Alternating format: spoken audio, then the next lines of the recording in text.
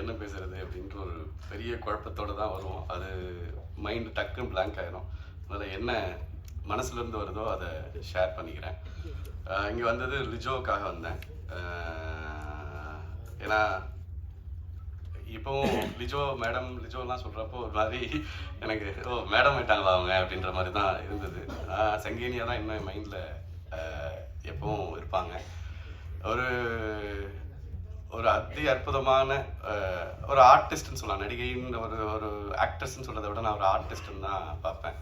ஏன்னா அந்த கேரக்டர் கொடுத்த டெடிக்கேஷன்லாம் பார்த்துருக்கேன். ஸோ அவங்க தேர்ந்தெடுக்கிற கதாபாத்திரங்கள்லாம் பார்க்குறப்ப எனக்கு ரொம்ப பெருமையாக இருக்கும். ஸோ அந்த வகையில் ஒரு நல்ல டீமோட படத்துக்கு லிஜோ மூலமாக இங்கே வந்த பிறகும் அந்த ட்ரெய்லரை பார்த்த பிறகும் என்னால் உணர முடிஞ்சது. ஸோ இந்த படம் நல்லா வந்தது அப்படிங்கிறதுக்கு எனக்கு 2 ரீசன் இங்கே வந்தவொன்னு அப்சர்வேஷனில் தோணுச்சு. ஒன்று, படத்தில் பணியாற்றினவங்க எல்லாரும் ரொம்ப கம்மியாக பேசுகிறாங்க.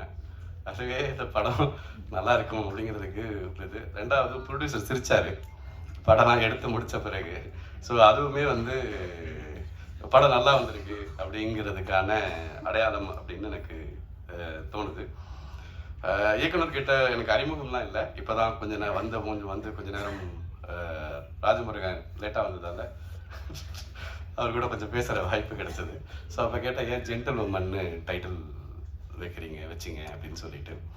ஏன்னா இப்போ இந்த மாதிரியான விஷயங்கள்ல 2 இருக்கும். ஒன்று பொருள் இருக்கணும், இல்லைன்னா ஒரு அட்டென்ஷன் சீக்கிங் இருக்கணும். இந்த 2 தான் ஒரு மாற்று பார்வைக்கான ஒரு துணியை கொடுக்கறதுக்கான அடிப்படையாக இருக்குன்னு எனக்கு தோணுது. ஸோ அந்த அடிப்படையில் ஒரு ரொம்ப அருமையான ஒரு பதில் சொன்னார். ஒரு ஸ்டீரியோ டைப்பை உடைக்கிறது அப்படிங்கிறதுக்காக ஜென்டில்மேன் நம்ம பார்த்துருக்கோம், ஜென்டில் உமன் நம்ம பெண்கள் குறித்து அது ஒரு ஜென்டில் அப்படின்னு லேடிஸ் அண்ட் ஜென்டில்மேன் தானே சொல்கிறோம். ஒரு லேடிஸாக ரொம்ப காமனாகவும் இதுக்கு மட்டும் ஒரு அழுத்தம் கொடுத்து சொல்கிறோம் இல்லையா. அந்த ஸ்டீரியோ டைப்பை உடைக்கணும் அப்படின்னு தோணுச்சு அப்படின்ற மாதிரி ஒரு பதில் சொன்னார். 2 பெண்கள் பிரதான கதாபாத்திரமாக இருக்கிற கதை அப்படிங்கிற அடிப்படையில். ஸோ இந்த ஒரு ஸ்டீரியோ டைப்பை உடைக்கிறது சமூகத்தில் ரொம்ப ரொம்ப முக்கியமான செயல்னு நான் நினைக்கிறேன். ஏன்னா இங்கே எல்லாமே ஸ்டீரியோ டைப் தான். நம்முடைய வாழ்க்கையே ஸ்டீரியோ டைப்பில் தான். இந்த வயசில் நீங்கள் இது பண்ணணும், இந்த வயசில் இது பண்ணணும், கல்யாணம் பண்ணிக்கணும், இந்த வயசில் குழந்தை பெற்றுக்கணும், இந்த வயசில் இது பண்ணணும், இந்த வயசில் செத்து போகணும் அப்படிங்கிறது வரைக்கும், பிறந்ததுலேருந்து எண்டு வரைக்கும் எல்லாமே ஒரு ஸ்டீரியோ டைப் எலமெண்ட் தான். பத்திரிகையாளராக இருந்தப்போ சில ஸ்டீரியோ டைப்பை உடைக்கிற முயற்சிகளை செய்கிற வாய்ப்பு கிடைச்சிருக்கு. அதில் இந்த தருணத்தில் அது ஏன் முக்கியமானது, நம்ம எவ்வளோ முரணாக யோசிக்கிறோங்கிறதுக்கான ஒரு அனுபவத்தை பகிர்ந்துக்கணும்னு எனக்கு தோணுது. ஸோ குஷ்பு மேடம் அப்போ கற்பு பற்றி ஏதோ ஒரு விஷயத்த சொல்லிட்டாங்கன்னு சொல்லி தமிழ்நாடே கொந்தளிச்சது. பயங்கரமாக கொந்தளிச்சாங்க. கற்பு பற்றி எப்படி அவங்க சொல்லலாம், நம்முடைய கலாச்சாரம் கெட்டு போச்சு, நம்முடைய ஒருவனுக்கு ஒருத்திங்கிற பண்பாடு போயிடுச்சு அப்படின்னு அரசியல் கட்சிகள்லாம் அவங்க வீட்டு முன்னால் போய் போராட்டம் பண்ணுறது இதெல்லாம் பண்ணாங்க. அப்போது நான் பத்திரிகையாளராக ஒரு கட்டுரை எழுதுனா ரொம்ப கவனம் பெற்றிருந்தேன். அந்த ஸ்டீரியோ டைப்பை உடைக்கணும்னு எனக்கு தோணுச்சு. அப்போ தான் எனக்கு ஒரு புள்ளி வர கிடைச்சது. எய்ட்ஸில் இந்தியாவிலேயே 2வது பெரிய ஸ்டேட் அதிகமான நோய்கள் ஸ்டேட் தமிழ்நாடு அப்படின்னு. நீங்கள் கற்பு கலாச்சாரம் ஒருவனுக்கு ஒருத்தின்னு இவ்வளோ பேசுகிறீங்களே, அப்புறம் ஏன் எய்ட்ஸில் 2வது இடத்துல இருக்குது அப்படிங்கிற அது ஒரு புள்ளி விவரத்தோடு சேர்த்து நம்முடைய ஸ்டீரியோ டைப்பான இருக்கிற கருத்துக்கும் யதார்த்தத்தில் நம்ம எவ்வளோ விலகி இருக்கோம். உண்மையாகவே நீங்கள் உங்களுடைய ஸ்டீரியோ டைப்பான கருத்துக்கு இப்போ பெண்களை நீங்கள் கடவுளாக மதிக்கிறது சொல்கிறீங்கன்னா அதே மாதிரி நீங்கள் மதிச்சிங்கன்னா பரவாயில்ல. ஆனால் அதை எண்ணத்துக்கும் செயலுக்கும் இடையில ஒரு பெரிய இடைவெளியை வைப்போம். அதுதான் ஸ்டீரியோ டைப்பினுடைய பிரச்சனை. அது நமக்கு ஒரு கற்பனையை ஒன்று கொடுக்கும், ஆனால் யதார்த்தத்தில் மிக மிக மோசமாக நடந்துக்கும். அதுக்கு ஆப்போசிட்டாக ரொம்ப புனிதப்படுத்தும் கற்பனையில். ஸோ அதனால தான் ஸ்டீரியோ டைப்பை உடைக்கிற முயற்சிகள் எது இருந்தாலுமே நம்ம 2 கை நீட்டி வரவேற்கணும் அப்படின்னு நான் நினைக்கிறேன்.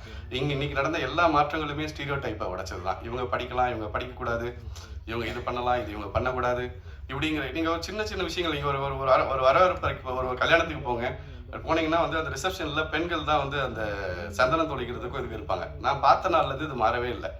இப்போ அது பெண்கள் தான் பண்ணணும் அப்படிங்கிறது நம்ம மைண்டில் இருக்கிற இது. அது பெண்களுக்கும் இருக்கும், ஆண்களுக்கும் இருக்கும்.